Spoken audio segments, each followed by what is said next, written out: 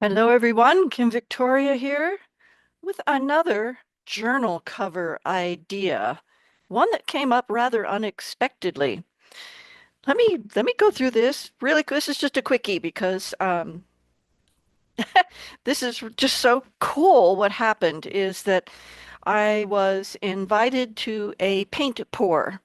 So some of you will be aware of paint pouring and some not. And one of the more recent goodness, it sort of became very trending is to create these mixtures of acrylic paint with some other ingredients so that the paint would pour and just create its own images.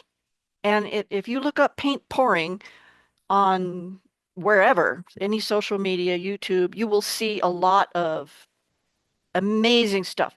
And there are people who will pour a background and then they'll paint something on top of it. And I've done that. I hadn't done any paint pouring since 2019 when I was able to hang out with somebody and the two of us learned it together. But I hadn't done it since then. And I was invited to a paint pour. So I went, ooh, I could make a journal cover by paint pouring. And this is what you see here is this is fresh off the board. I got up early.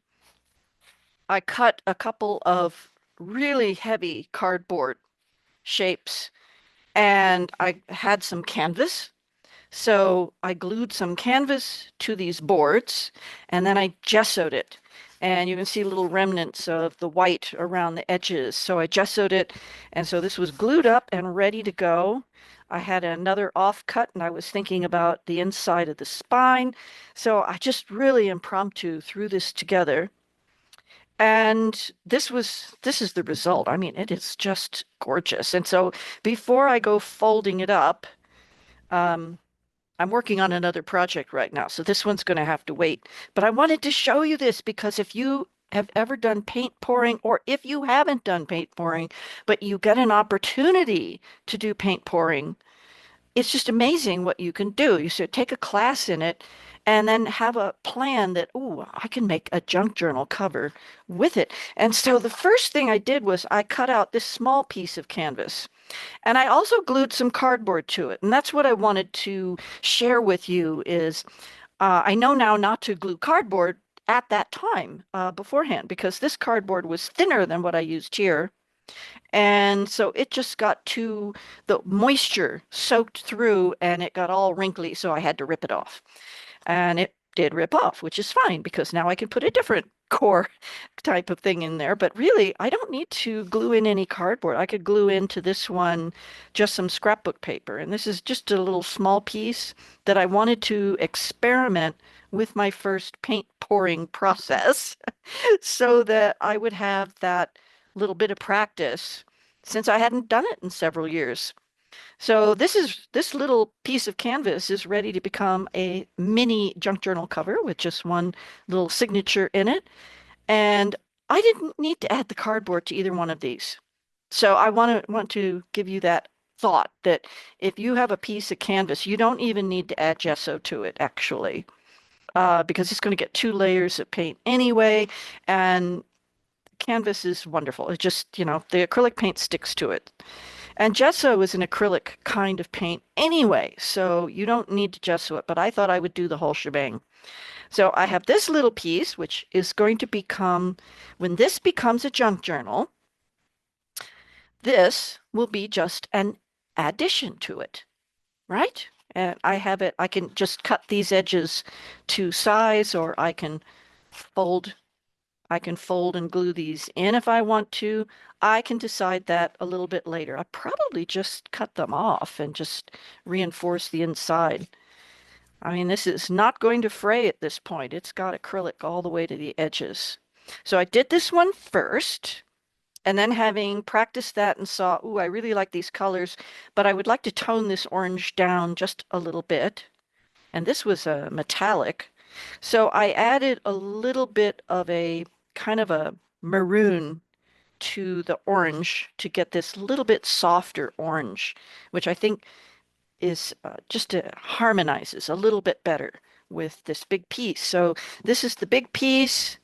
This is ready to go. All I'm going to do now is because there's just a little bit of curve to these boards, I'm now going to go put this under some heavyweight books.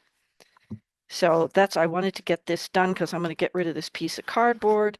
I've got this little piece that can act as an interior to the spine. Isn't that gorgeous? I'm just was tickled to death. And then after I did this,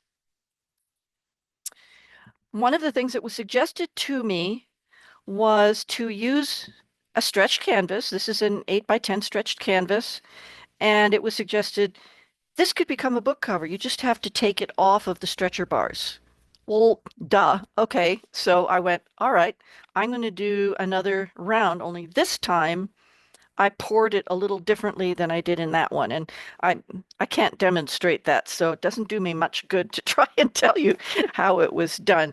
But yeah, I got this one after having some practice, and everybody else was having these experiences, and we were all learning from each other, and that's what's great about going to a group thing. It wasn't really a class, but it was a little bit of a class, but it was mostly just come and have fun and experiment, and I love that. So yeah, after having some experience and hearing what other people were saying and how much of these other chemicals to add to the paint, I got a different result here, and I love this one too.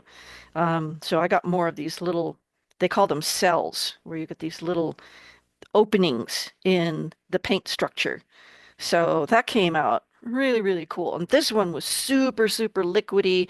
You can see it rolled off the edges and started to go underneath. And we had plastic tablecloths out, and there was this big puddle that had resulted from all of this drooling off the sides.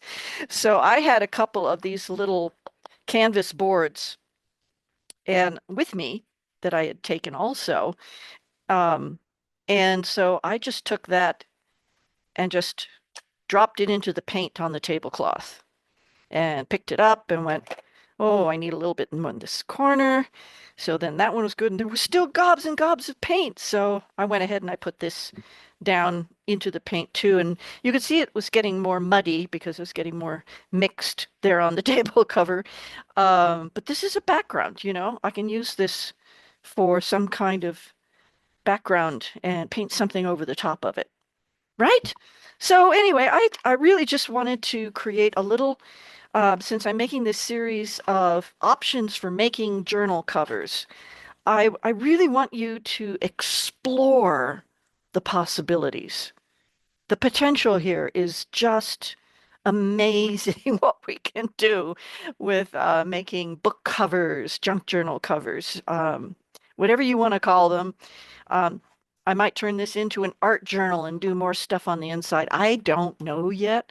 Uh, these are gorgeous. This was loads of fun, and I wanted to share that with you. So if you get a chance and you like to make journals, art journals, junk journals, whatever kind you like to make, or you just want to have the joy of it, keep your eyes and ears and mind open, and maybe you can find some sort of a paint pouring class and have some fun.